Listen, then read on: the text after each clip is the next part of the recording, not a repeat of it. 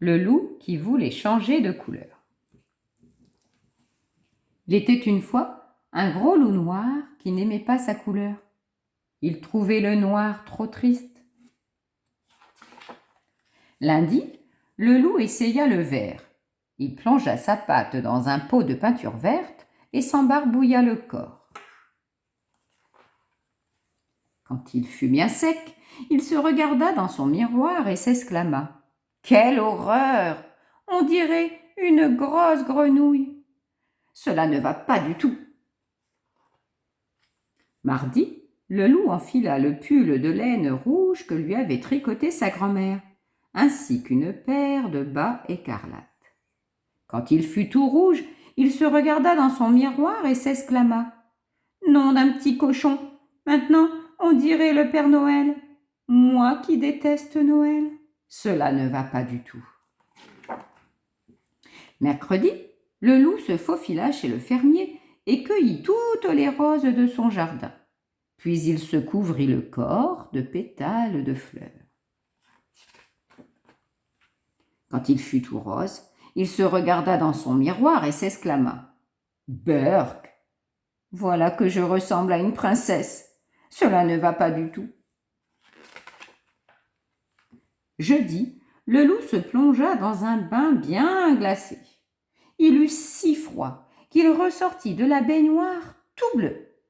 En claquant des dents, il se regarda dans son miroir et s'exclama : « Le bleu me donne très très très mauvaise mine. Cela ne va pas du tout. » Vendredi, le loup mangea un panier d'oranges entier. Puis il se colla soigneusement les écorces sur tout le corps. Quand il eut terminé, il se regarda dans son miroir et s'exclama : « Quelle horreur ! De près, on dirait une carotte géante.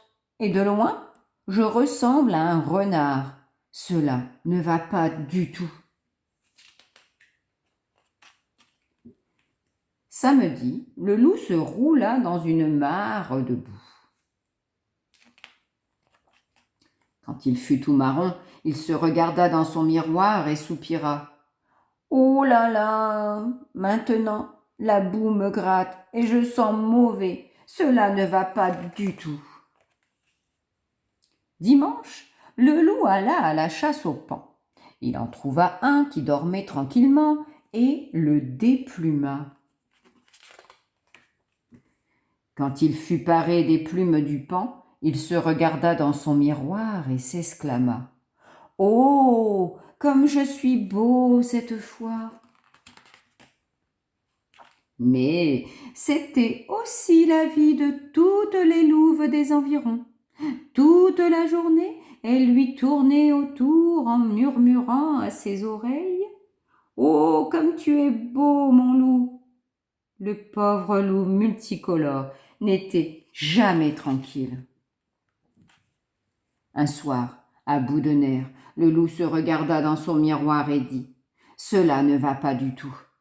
Je ne veux plus être ni vert, ni rouge, ni rose, ni bleu, ni orange, ni marron, ni multicolore.